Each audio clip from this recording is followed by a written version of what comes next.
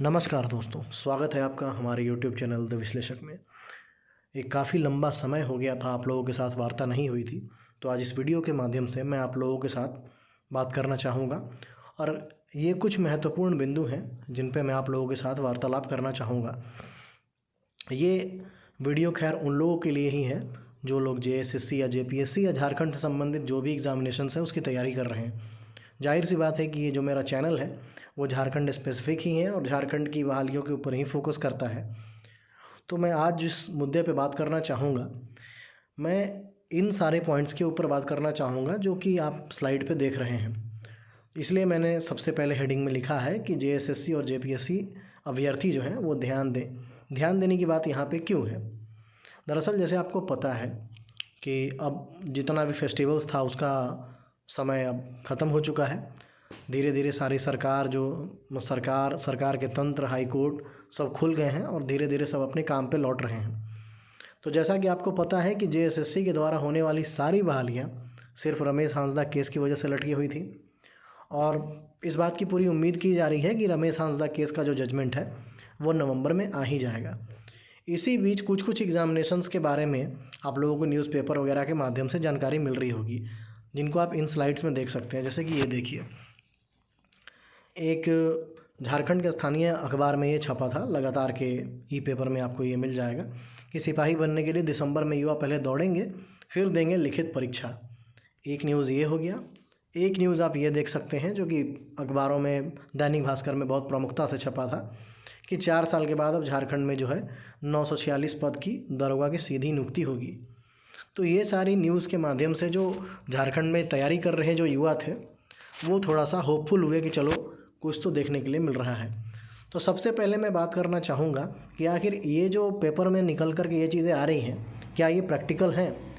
जी हाँ, ये सारी चीज़ें बिल्कुल प्रैक्टिकल हैं। सरकार के पास वैकेंसी भी है और सरकार को इनको बहाल करना भी है, क्योंकि कई बार हाई कोर्ट का भी इनको फटकार लग चुका है कि स्टेट में लॉ एंड ऑर्डर की स्थिति थोड़ी ख़राब है और काफ़ी लंबे गैप से, जैसा कि आपको पता है कि पिछली बार जो दरोगा और सिपाही की बहाली हुई थी वो 2017 में ही हुई थी। तो अब इन सारी स्थितियों के बीच में अभ्यर्थियों के लिए क्या है और मैं इन सिचुएशंस के बीच में अभ्यर्थियों को क्या बताना चाहूँगा। दरअसल अभी वो समय आ गया है जब आप अपने आप को संभालिए। आप जो अपने त्यौहार में बिज़ी थे अब उससे बाहर आइए और अपनी तैयारी पर फिर से जुटिए। जो लोग ऐसे एग्ज़ामिनेशंस की तैयारी कर रहे हैं जिसमें फ़िज़िकल का डिमांड है, तो ये आपका बहुत ही राइट समय है कि आप अपनी फ़िज़िकल को तैयार करना शुरू कर दें। एक हाइपोथेटिकल सिचुएशन का एग्जांपल मैं आप लोगों के सामने देना चाहूँगा। जैसे कि अभी आपको पता है कि झारखंड में एक ही बहाली है जिसका कि फॉर्म वगैरह सब कुछ भरा जा चुका है, जो कि फ़िज़िकल के बेसिस पे होगी, बाद में रिटन होगा। वो है एक्साइज सिपाही की। और जैसा कि आपको पता है कि नियुक्ति नियमावली वाले पेज के चक्कर में वो बहाली भी लटकी हुई थी। अब जैसा कि उम्मीद किया जा रहा है कि 15 नवंबर से पहले झारखंड हाई कोर्ट का जो डिसीजन है वो उम्मीदतः आ जाएगा और जैसे ही डिसीजन आता है, चाहे वो पक्ष में हो या विपक्ष में हो, जो भी डिसीजन आता है, ये सारी बहालियाँ बस उसी डिसीजन पे ही बेस्ड हैं। उसके बाद कोई नया केस होता है नहीं होता है उससे कोई मतलब नहीं है। जो डिसीजन आ जाएगा उसके बाद हरी झंडी मिल जाएगी और सारी प्रक्रिया आपकी चालू हो जाएगी। तो मैं आपको याद दिलाना चाहूँगा वो अप्रैल माह का महीना जब एक्साइज सिपाही का जो फॉर्म भरने का डेट था वो एक्सटेंड हुआ था और पेपर में बात ये सामने निकल के आगे आ रही थी और जो JSSC ने कैलेंडर जारी किया था कि 15 अप्रैल, जहाँ तक मैं सही, शायद आप मुझे करेक्ट कर सकते हैं, कि 15 अप्रैल एक्साइज सिपाही का फॉर्म भरने का लास्ट डेट था और 22 या 25 अप्रैल से ही दौड़ की बात की जा रही थी। तो आपको यहाँ पे ये समझने की ज़रूरत है कि जैसे ही हाई कोर्ट से ये चीज़ें क्लियर हो जाती हैं तो आपको बिल्कुल भी समय नहीं मिलने वाला है दौड़ने के लिए। और बात रही फ़िज़िकल की, तो आपको जैसे पता है कि यहाँ पे 10 किलोमीटर का फ़िज़िकल है, 10 किलोमीटर आपको दौड़ना है। तो मैं अपने पर्सनल एक्सपीरियंस के साथ आपको बताना चाहूँगा, चूँकि मैं एक मैराथनर भी रहा हूँ, मैंने हाफ़ मैराथन और 30 किलोमीटर की रेस वॉक भी मैंने दौड़ी है। तो मैं अपने एक्सपीरियंस के हिसाब से आपको बताना चाहूँगा कि ये जो 10 किलोमीटर का दौड़ है वो बिल्कुल भी आसान नहीं है। इसको तैयार करने में आपको मिनिमम 1 महीना तो लगेगा ही और उससे जल्दी आप करेंगे तो आप अपने आप को इंजरी दे सकते हैं। घुटने में चोट लग सकता है, एंकल में हल्का सा मूंछ आ सकता है या फिर सिन पेन हो सकता है। ये सारी चीज़ें आपके सामने आएंगी। तो इन सारे अनफोर्सिन कंडीशंस से बचने के लिए आप लोगों को मैं ये सलाह देना चाहूँगा कि चूँकि ठंडे का मौसम आ चुका है, अब प्रॉब्लम भी नहीं है, इसलिए आप लोग दौड़ना चालू कर दें, क्योंकि इस बात की कोई गारंटी नहीं है कि कब आपका जो है डिसीजन आ जाएगा और कब सरकार हड़बड़ी में आपका ये फिजिकल चालू कर देगी। इस न्यूज़ को अगर बेस माना जाए तो जिस सिपाही बहाली के दौड़ के बारे में दिसंबर का स्पेकुलेशन बता रहे हैं, इसमें आप जब न्यूज़ को बढ़िया से ध्यान से पढ़ेंगे तो यहाँ साफ साफ लिखा हुआ था कि छठ पूजा के बाद अधियाचना भेजने की सूचना है। यानी कि एक ऐसी बहाली जिसकी अधियाचना भी अभी नहीं भेजी गई है, वो छठ पूजा के बाद भेजने की बात की जा रही थी। यानी कि कल छठ पूजा ख़त्म हो गया, अब हो सकता है कि 1-2 दिन में इसकी अधियाचना भेज दी जाए।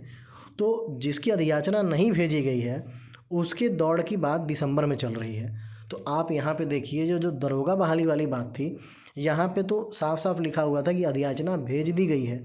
इसका मतलब कि अगर सब कुछ सही से चलता है, अगर कोर्ट का कोई भी पचड़ा या लफड़ा नहीं पड़ता है, तो दिसंबर महीने में आपको दरोगा, झारखंड पुलिस सिपाही और एक्साइज कांस्टेबल तीनों का जो दौड़ है वो हो सकता है। अगर इन न्यूज़पेपर्स का जो है बेसिस को अगर माना जाए तो ऐसा हो सकता है, क्योंकि यहाँ पे साफ साफ लिखा हुआ है कि दिसंबर में पहले दौड़ेंगे फिर देंगे लिखित परीक्षा। और जैसा कि आपको पता है कि न्यूज़पेपर में पहले भी आ चुका था अगस्त के महीने में, शायद जुलाई या अगस्त के टाइम में, कि एक्साइज कांस्टेबल में जो दौड़ कराने के लिए जो टीमें थीं उनका गठन हो चुका था। ये सारी चीज़ें पहले से ऑलरेडी प्रिपेयर्ड हैं, बस अटकी हुई हैं सिर्फ ये कोर्ट के ऑर्डर के वजह से। इसीलिए मैं आप लोगों को संभलने की बात यहाँ पे इसलिए कह रहा था कि आप बिल्कुल भी रिस्क ना लें। जो लोग इन सारे एग्ज़ाम्स की तैयारी कर रहे हैं वो लोग अपने फिजिकल को धीरे धीरे ठीक करना चालू कर दें। जो लोग ओवरवेट होंगे वो पहले अपना वेट लूज़ करें और दौड़ें। आपको यूट्यूब पे बहुत सारे आजकल फिजिकल एकेडमी हो गए हैं जो आपको सही चीज़ें बता देंगे कि आपको दौड़ कैसे करना है, क्या करना है। ये बात उन सारे एग्ज़ाम्स के बारे में रही जो फिज़िकल के लिए डिमांड करता है। अब मैंने आपको क्यों बताया था संभलने के लिए, अब आपको समझ में आ गया होगा। अब जो अगला जो क्वेश्चन है कि अपने हक़ के लिए लड़ने का समय आ चुका है, ये बातें मैं आपको क्यों कह रहा हूँ। यहाँ पे आपको देखना पड़ेगा कि ये सबसे बड़ी विडंबना है कि झारखंड में युवाओं के लिए जो बहाली की प्रक्रिया है या फिर कोई भी नौकरी की जो चीज़ें अभी हैं वो मेन स्ट्रीम का मुद्दा बन ही नहीं पा रही हैं। कोई भी जो झारखंड का मीडिया है, जैसे कि ये जो कुछ चैनल फेमस हुए थे, द फॉलो अप हो गया, 22 स्कोप हो गया, ऐसे करके लगातार हो गया, ये सारे लोग की जो पॉपुलैरिटी थी वो युवाओं के लिए सवाल पूछने के लिए ही सामने इनकी पॉपुलैरिटी बढ़ी थी। ये सारे चैनल जो बढ़े हैं ये युवाओं के सवाल को उठाकर इनके ही बेस पे बढ़े हैं। लेकिन अब आप देखेंगे कि ये लोग भी धीरे धीरे इन सारी चीज़ों को पीछे छोड़ते हुए चले जा रहे हैं और ये मुद्दा जो है झारखंड में प्रमुखता में आ ही नहीं पा रहा है। ये प्रमुख मुद्दा बन ही नहीं पा रहा है और इसके पीछे सबसे बड़ी कमी किसकी है? स्टूडेंट्स की है। अब साइड बाय साइड आप एग्ज़ाम्पल लेकर के चलिए बिहार का। बिहार में बीपीएससी का परीक्षा होने वाला था, वहाँ पे कुछ नियम बदलाव की बात की गई, इतना उग्र आंदोलन हुआ कि तुरंत ही नियम सबको बदलना पड़ गया, क्योंकि वहाँ पे गवर्नमेंट जान रही है कि इस बार की जो गवर्नमेंट है वो युवाओं के रोज़गार के ही नाम पर के चुन करके आई थी। और अभी तेजस्वी यादव और नीतीश कुमार दोनों मिल गए तो तेजस्वी यादव चूँकि युवा रहे हैं और युवा सपोर्टर भी रहे हैं, ये बोल कर भी आए थे कि वो नौकरी देंगे, इसलिए लड़कों का सपोर्ट भी है और उम्मीद भी है और उनकी उम्मीद पर सरकार कहीं ना कहीं खरी उतरते नज़र आ रही है। लेकिन हम दूसरे पर क्यों ध्यान दें? हमारे यहाँ भी तो हमारे माननीय मुख्यमंत्री जी हर साल में 5 लाख नौकरी का वादा करके आए थे। अब इनसे आप ये सवाल पूछने जाइए तो यार उल्टा आपसे सवाल पूछ देंगे कि मोदी जी भी तो आपसे 2 करोड़ का वादा किए थे। अरे भैया, मोदी जी को तो हम 2024 में जवाब दे देंगे, लेकिन क्या आपके लिए भी हम इंतज़ार करते रहें? बिल्कुल हाँ, ये हमारी अब मजबूरी समझ चुके हैं। 5 साल में 3 साल इन्होंने ऐसे काट दिए, 2 साल में ये कोरोना का नाम लेकर के काट दिए और पिछले 1 साल से ये नियमावली का नौटंकी करके ये समय काटते जा रहे हैं। अब चूँकि आपको पता है कि 2024 चुनाव का समय है और उसके लिए ग्राउंड 2023 से स्टार्ट बनना तो शुरू हो जाएगा। उसके लिए जितनी भी स्टेट्स गवर्नमेंट हैं वो अपना जो है तिकड़म लगाना चालू कर चुकी हैं। सेंट्रल गवर्नमेंट को देखिए तो जो वैकेंसी सालों साल लटकी रहती थी वो अभी देखिए कितना क्विक तरीके से हो रहा है। कल एसएससी सीजीएल 2020 का रिजल्ट आया, 2022 वाली एसएससी सीजीएल की वैकेंसी देखिए बढ़ करके 37,000 हो गई। इतना तो मुझे लगता नहीं है कि एसएससी के इतिहास में कभी इतनी वैकेंसी आई थी। एसएससी जीडी की बात करें तो 3 साल का एज रिलैक्सेशन दे दिया। ये तब भी नहीं दिया था जब युवा कोरोना के टाइम में जिनका साल बर्बाद हुआ था, जो बीमार रह गए थे, जो दौड़ नहीं पाए थे, वो लगातार मांग कर रहे थे, तब भी उनको एज बढ़ा करके नहीं दिया गया। लेकिन जैसे ही इलेक्शन का टाइम आया उनको एज बढ़ा करके दे दिया गया। तो ये सारी चीज़ें जो भी हैं वो सेंट्रल गवर्नमेंट, आप बिहार गवर्नमेंट को देख लीजिए, उड़ीसा गवर्नमेंट को देख लीजिए, यूपी गवर्नमेंट को देख लीजिए, युवाओं के लिए कुछ ना कुछ तो है ही। आपको हर स्टेट से न्यूज़ निकल करके आ रहा है कि कोई अपने यहाँ 2 साल का एज रिलैक्सेशन में छूट दे रहा है, कोई 5 साल का दे रहा है, ये सारी चीज़ें आ रही हैं। लेकिन झारखंड में युवाओं के बारे में, बेरोजगारी के बारे में, नौकरी के बारे में कोई बात ही नहीं हो रही है। सरकार को कोई मतलब ही नहीं है। एक लिफाफा का अलग नौटंकी चल रहा है। यहाँ देख करके तो ये लग रहा है कि सरकार अपनी नौकरी बचाने के चक्कर में। कुल मिला करके 3 साल से यहाँ पे कुछ नहीं है। अगर आप जेएसएससी की बहालियों के बारे में बात करें तो 2017 के बाद हमारे पास कुछ नहीं है। सबसे ज़्यादा अन्याय तो उन पंचायत सचिव अभ्यर्थियों के साथ है जिन्होंने सुप्रीम कोर्ट तक जा करके इस मामले को जीत करके ले आए, लेकिन उसके बावजूद भी सरकार उनको ज्वाइन नहीं करा रही है। बाकी लोगों की बात तो आप बाद में छोड़ ही दीजिए। तो इसलिए मैं कह रहा हूँ कि आखिर हक के लिए लड़ने का समय क्यों है। कल का ही आप एग्जाम्पल ले लीजिए, पूरे ट्विटर पे यूपी पुलिस कांस्टेबल की वैकेंसी के लिए लोगों ने ट्रेंड करा दिया। शाम तक खुद यूपी पुलिस अपने हैंडल से आकर के इन सारी चीज़ों को ट्वीट करके और जो भी वस्तु स्थिति थी उसको सामने रखा। आखिर हम ऐसा कभी क्यों नहीं करते। अभी फ़िलहाल ये सुनने में आ रहा था, कुछ अलग अलग ग्रुप में मैंने देखा कि 5 नवंबर को कुछ लोग कैंपेन चलाने की बात कर रहे हैं कि एज रिलैक्सेशन दीजिए। जो भी चीज़ें हैं ठीक है, कोई दिक्कत नहीं है, सिर्फ आप एज रिलैक्सेशन की ही बात क्यों करें। भैया आप एज रिलैक्सेशन 5 साल नहीं 10 साल ले लो। जब सरकार नौकरी देने के ही मूड में नहीं है तो आप एज रिलैक्सेशन ले करके क्या कर लोगे। तो आखिर कब आप अपने हक़ के लिए लड़िएगा। कम से कम बिहार वालों से, यूपी वालों से तो सीखिए कि कैसे वो अपने हक़ के लिए लड़ रहे हैं और लड़ करके ले आ रहे हैं, नौकरी छीन करके ले आ रहे हैं। सरकार को पीछे हटना पड़ जा रहा है। लेकिन यहाँ पर क्या है, कुछ नहीं है। जो लोग जेपीएससी में फेल हुए हैं अभी तक उनको नहीं पता कि उनका नंबर कितना आया था। अरे भाई, नंबर पता होता तब ये लोग एनालाइज करते ना कि क्या मेरा कौन सा सब्जेक्ट कमज़ोर रह गया, किसका जो लैंग्वेज पेपर था वो धोखा दे दिया, क्या हुआ, कुछ तो पता ही नहीं चल रहा है। क्या पता यहाँ पे भी तो छठी की तरह कुछ गेम नहीं हो गया। खैर ये सारी स्पेकुलेशन वाली चीज़ें हैं, इस पर हम लोग बात नहीं करेंगे। लेकिन जो हमारे लिए सबसे ज़्यादा इम्पोर्टेंट है वो ये है कि नौकरी के लिए आखिर सरकार के पास क्या एजेंडा है, वो कब तक बहाल करेगी, क्या कोई सामने फ्रेमवर्क है, कोई कैलेंडर है, कुछ भी नहीं है। सिर्फ हवा हवाई। एक 251 दिन में जेपीएससी कंप्लीट करने की बात करते हैं। अरे भाई साहब, जेपीएससी जैसे स्टेट पब्लिक सर्विस कमीशन की जो परीक्षाएं हैं वो हर साल होनी चाहिए। 3 साल तो आपको सरकार में आए हुए हुआ और उसमें से आपने एक ही वैकेंसी कराई है जिसका ना आपने कट ऑफ निकाला ना मार्कशीट दिया। तो आप कैसे छाती ठोक के चिल्ला रहे हो कि हमने 250 दिन में कंप्लीट करा दिया। अभी तक तो आपको इज्जत से 3 जेपीएससी कंप्लीट करानी चाहिए थी, 3 सर्कल पूरा कंप्लीट करना चाहिए था। लेकिन कुछ नहीं है और कोई उनसे सवाल भी नहीं पूछ रहा है। कुल मिलाकर अगर आप सरकार से सवाल पूछ दो तो बस अब आपको एक पॉलिटिकल पार्टी का आपके ऊपर तमगा पकड़ा देंगे और बोल देंगे कि मोदी जी भी तो 2 करोड़ रोजगार बोले थे, उनसे जाके ले लो। अरे 2 करोड़ बोले, दिए नहीं, क्या उससे कोई मतलब नहीं है। हमने आपको तो रोजगार के मुद्दे पे ही चुन के लाया था ना। इससे पिछली वाली सरकार के लिए तो वैकेंसीज गिनाते गिनाते मैं थक जाऊंगा, कितनी सारी वैकेंसीज थी।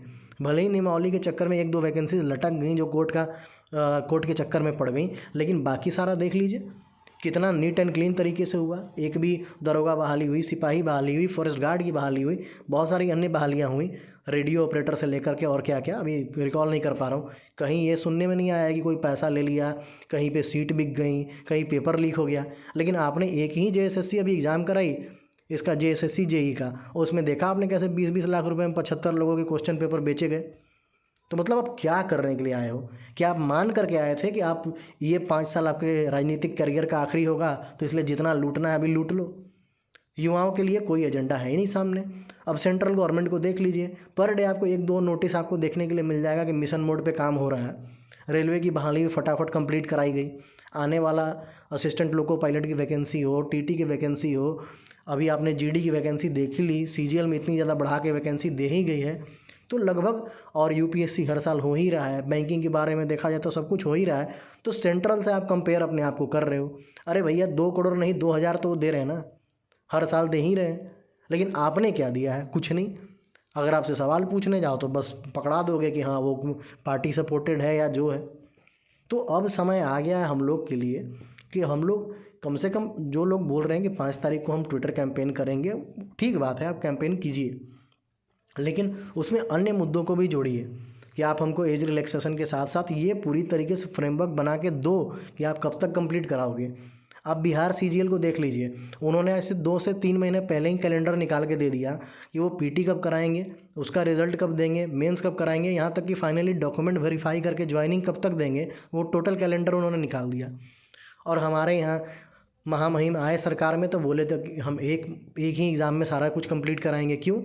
कि 2-3 एग्ज़ाम कराने में समय बहुत ज़्यादा ज़ाया चला जाता है। अरे भैया क्या मतलब है अब इस समय का? आप 1.5 साल पहले 1 साल पहले से नोटिफिकेशन निकाल के बैठे हुए हैं। एक ऐसी बहाली जो 2015 से हो रही है, आज तक कंप्लीट नहीं हुई है। तो फिर उसमें आप 1 परीक्षा कराओ या 10 परीक्षा कराओ, समय तो आप खींच रहे हो 1.5 से 2 साल, कोई मतलब नहीं। और सबसे बड़ा प्रॉब्लम यहाँ पे एक ये हो जाएगा, अगर जैसे कि आपने जेईई की बहाली में देख लिया 20-20 लाख की सेटिंग, अगर कोई सेटिंग कर लिया तो एक ही परीक्षा में तो सेट करना है। एक परीक्षा निकल गया, नौकरी हो गई, बात ख़त्म। पहले तो था कम से कम एक परीक्षा दिया, किसी का ढंग से नहीं गया तो एक एलिमिनेशन राउंड में लोग छट गए, दोबारा मौका मिला अपने आप को आउटसाइन करने का। और जो सेटिंग बाज थे वो दोनों परीक्षा में बराबर सेटिंग करने में उनके लिए समस्या थी। अब क्या है, एक जगह भी अगर थोड़ी ढिलाई हो गई सेंटर पे, कुछ हो गया, कहीं चोरी हो गई तो सब कुछ। खैर ये सारी चीज़ें सेकेंडरी हैं, आप परीक्षा तो कम से कम कराइए ना, होना नहीं होना वो अलग बात है। जो मेरिट वाले बच्चे हैं वो ये सोच के पढ़ते हैं कि अगर 2000 सीटें आपने निकाली है उसमें से आप 100 बेच भी दो तो मैं 1900 पे फाइट कर लूँगा। जो मेरिट वाले बच्चे हैं उनको उस बात का गम नहीं है, लेकिन आप कराओ तो भैया पहले परीक्षा। जेएसएससी 3 से 4 कैलेंडर निकाल चुकी, कुछ भी फॉलो नहीं हो रहा है। झारखंड में जैसे एकदम पूरी तरीके से अंधकार फैला हुआ है, सब भगवान भरोसे चल रहा है, कोई एजेंडा सरकार लेके बैठी ही नहीं है कि कब किसको क्या देना है। तो अगर आप लोग ऐसे ही बैठे रहोगे तो बैठे रहने दो, कोई मतलब नहीं है, फिर छोड़ दो। सेंट्रल की तैयारी वगैरह करते रहो, फिर छोड़ दो झारखंड में, फिर क्या ही मतलब रह जाएगा। अगली बार जो सीएम के लिए चुनाव होगा, विधानसभा चुनाव होगी, तो उसमें साफ साफ इस बात की मांग कर देना कि चीफ जस्टिस को ही चुनाव में खड़ा करा दो, उन्हीं को मुख्यमंत्री बना देते हैं। जब हर चीज़ हमें कोर्ट से ही करवाना होता है तो फिर क्या मतलब रह जाएगा। इसलिए मैं आप लोगों से निवेदन करना चाहूँगा कि जो 5 तारीख की कैंपेन अगर कुछ लोग चला रहे हैं तो उसको भी सफल बनाएं, लेकिन उसके साथ साथ अन्य ऐसी मांगें रखें जिसके लिए सरकार के पास एक मजबूरी हो, उनके लिए एक एजेंडा बने। उन्होंने तो नौकरी और इन सारी चीज़ों को एजेंडा माना ही नहीं है। लोग पूछने जा रहे हैं तो बोलते हैं मुर्गी बेचिए, अंडा बेचिए, स्कॉर्पियो खरीदिए। अरे भैया कहाँ से आप ला करके दीजिएगा? लेना है मुझे स्कॉर्पियो, आप दिला दीजिए। अगर नहीं चल पाया, बंद हो गया, तो वो एनपीए बन जाएगा तो बैंक मेरे पीछे पड़ेगी, तो उसके लिए कौन मेरे पीछे खड़ा रहेगा? आप गारंटर बनने की बात करते हैं, कल तो सरकार चेंज हो जाएगी, फिर वो बोलेगी तो पिछली गवर्नमेंट का ये पॉलिसी था, हम उसका हेडेक अपने सिर पे क्यों लें? अभी बिहार में देख लीजिए, स्टूडेंट क्रेडिट कार्ड वाले में एक एक बच्चे का 4-4 लाख का लोन बढ़ करके 8 लाख 9 लाख हो गया है और बैंक उनको ही पीछे पड़ी हुई है। तो ये सब हवाई बातें हैं, बिल्कुल ही प्रैक्टिकल नहीं है। इतने सारे यहाँ पे बेरोजगार हैं, आपके एम्प्लॉयमेंट एक्सचेंज में इतने सारे लोग हैं, उनको सबसे आप अंडा बनवा लीजिए। कहाँ कहाँ बेचिएगा? कौन ख़रीदार है? जो आपके यहाँ धान पैदा कर रहा है उसका धान आप खरीद ही नहीं पा रहे तो आप अंडा मुर्गा क्या खरीदिएगा? और कोई ग्रेजुएशन करके पीजी करके अंडा मुर्गा बेचने के लिए बैठा है। और रही बात इंजीनियर्स की, जो लोग इंजीनियरिंग पढ़ाई करके जेपीएससी जैसे प्रतिष्ठित संस्थान का एग्ज़ाम निकाल करके 5-5 साल से लड़ रहे हैं, अभी तक उनका फाइनल इंटरव्यू होकर रिजल्ट नहीं आया है। और जो लोग ऑलरेडी ज्वाइन कर चुके, ट्रेनिंग में जा चुके हैं, उनका मार्कशीट तक नहीं आया है। अरे किसी बंदे को अगर प्रोबेशन ऑफिसर मिला होगा तो वो ये तो जानना चाहता होगा ना कि मेरे दोस्त को डीएसपी मिल गया, आखिर मैं कहाँ कम रह गया? कुछ नहीं पता है और आप कहते हैं आपने सब कंप्लीट करा लिया। क्योंकि सरकार ये जान चुकी है कि किसी एक बहाली को खींच करके किसी तरह कंप्लीट करा दो, मामला कोर्ट में भी जाएगा। तो जैसे अपनी 6ठी जेपीएससी वाले में देख लिया, एक बार जो हो जाता है कोर्ट भी उसको मान लेती है कि चलिए एक बार के लिए छोड़ देते हैं, अगली बार से ऐसा नहीं होना चाहिए। यही बोल करके हर चीज़ को बस लटकाए जा रहे हैं। नियोजन नीति की बात करने आएंगे तो बस एक ठो नया नौटंकी ला करके 1932 का रख देंगे, जो कि खुद सब लोग जान रहे हैं। अब इतना कोई बेवकूफ़ नहीं है कि वो प्रैक्टिकल नहीं है कि आप इसको लागू कर पाइएगा। लेकिन अब क्या कहा जाए। खैर ये सारी पॉलिटिक्स के वाली चीज़ें में हमें नहीं पढ़ना है। हम लास्ट में भी आप लोगों से यही निवेदन करना चाहेंगे कि अब इस मुद्दे को अपने हाथ में लीजिए।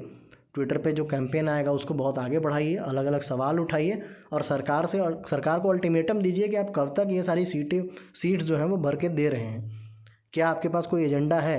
अभी 75% प्राइवेट में आरक्षण की इन्होंने बात कर दी।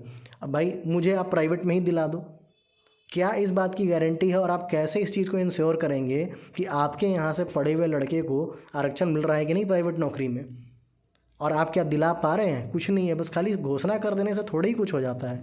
लेकिन अब क्या कहा जाए, ना यहाँ पे युवा इस चीज़ को उठा रहे हैं, ना मीडिया इसको चीज़ को उठा रही है। मीडिया को बस लिफाफा और एटम बम से ही मतलब रह गया है। और रही बात पॉलिटिकल पार्टी की, जो इनके गठबंधन के लोग हैं, तो कुछ लोग भारत जोड़ो यात्रा में ही बिजी हैं और कुछ लोग बस खाली एक दूसरे के ऊपर बस टीका टिप्पणी, उसके ऊपर वो लांछन लगा रहा है, वो फेंक रहा है, बस यही चीज़। कुल मिलाकर के जिस युवा के नाम पर ये चुन कर के आए थे, उस युवा को पूछने वाला कोई नहीं है। आखिर वो कहाँ जाएं, क्या करें, ना कोई बेरोजगारी भत्ते की बात हुई, ना कुछ हुआ, सब कुछ कुल मिलाकर के नील बटा सन्नाटा। तो अब आपके हाथ में है कि आप क्या करना चाहेंगे। और इतना ही कह के मैं बस आप लोगों से विदा लेना चाहूँगा। और आप लोगों को मेरी बात कैसी लगी, कुछ लोग जो हो सकता है कि बेरोजगारी में उनके IT सेल का हिस्सा बन चुके होंगे, उनको ये बातें बुरी लगेंगी तो वो आगे कमेंट में गाली भी देंगे। खैर, उनका भी स्वागत है। और बाकी मैं पूरी तरीके से डिसीजन आपके ऊपर छोड़ता हूँ कि आप क्या कर रहे हैं और क्या करना चाहते हैं। और मैं उन लोगों के लिए धन्यवाद का पात्र हूँ जो इन सारी चीज़ों से परेशान होकर के 5 नवंबर को कैंपेन चलाने के बारे में सोच रहे हैं। और मुझे पूर्ण उम्मीद है कि अगर आप इस कैंपेन को सफल बनाते हैं तो आने वाले टाइम में 15 नवंबर को, आपको पता है, झारखंड का स्थापना दिवस है। उस दिन सरकार अपना ढोल नगाड़ा लेकर के पीटेगी कि हमने पिछले 3 साल में क्या किया, और उनके पास बताने के लिए वाकई में कुछ नहीं है। ये जो सरकार आपके द्वार के नाम पे जो आंकड़ा वो बटोर रहे हैं, इतने लाख आवेदन, ये वो, बस वही दिखाएंगे और तो कुछ सामने आपके है नहीं। तो हो सकता है कि ये बिल्कुल पॉसिबल है कि आप अगर अभी गवर्नमेंट पे प्रेशर बनाते हैं तो ये कुछ ना कुछ तो हमारे सामने अल्टीमेटम में लेकर के आएगी कि ये कब तक क्या करने वाले हैं। तो ये बहुत ही राइट टाइम है कि आप इनके ऊपर प्रेशर बनाएं कि ये 15 नवंबर तक कम से कम उस दिन के दिखाने के लिए तो कुछ करें। और फिर इनका, आपको जैसे पता है, 29 दिसंबर को जब इनका 3 साल पूरा होगा तो उसके बाद ये उपलब्धि बताने आएंगे। तो अभी से अगर कोई चीज़ें प्रेशराइज्ड होंगी तो हो सकता है कि सरकार के ऊपर प्रेशर आए, और जाहिर सी बात है प्रेशर आना चाहिए। जिसको ये दिन भर गाली देते हैं सेंट्रल गवर्नमेंट को, वो तो बैक टू बैक वैकेंसीज निकाले जा रही हैं, क्योंकि उनको भी 2024 के चुनाव में जाना है, आपको भी जाना है 2024 के चुनाव में। तो 24 के चुनाव में घुसने से पहले ये जो पूरा 23 है, ये बफर जोन है, इस बीच में ये भर भर के नौकरी देंगे सेंट्रल गवर्नमेंट वाले। तो मजबूरी इनके पास भी है कि इनको भी देना पड़ेगा, नहीं तो इनको लोग लात मार के ऐसे ही हटा देंगे। तो मजबूरी है सरकार के पास। बस आपको ये चीज़ें प्रैक्टिकली जाननी बहुत ज़रूरी है कि एक ही वैकेंसी को कोई भी गवर्नमेंट लगातार खींचते जाती है तब तक, जब तक कि चुनाव का टाइम आ जाए। तो कम से कम भगवान भरोसे ये चुनाव का प्रेशर हो, ये 15 नवंबर का प्रेशर हो या 29 दिसंबर का प्रेशर हो, इसी बीच अपनी मांग को बहुत मजबूती से रखें ताकि सरकार के ऊपर थोड़ा सा इसका असर आए और सरकार युवाओं के बारे में भी कुछ सोचे, और जो भी परीक्षाएँ पेंडिंग हैं उन परीक्षाओं को कराए, और बाकी चीज़ें जो हैं उसको जल्दी से जल्दी खींचा जाए, ताकि जो लोग अभी इस लूप में पड़े हुए हैं वो बाहर निकलें, और जो नए लोग ग्रेजुएट होकर के आ रहे हैं उनके लिए सामने अंधकार न नज़र आए। बस इतना ही कह के मैं आप लोगों से विदा लेना चाहूँगा। धन्यवाद। अपने विचार को कृपया कमेंट में दें, और आपको ये वीडियो अच्छा लगा हो तो कृपया लाइक करें, और इस चैनल को कृपया सब्सक्राइब करें। धन्यवाद।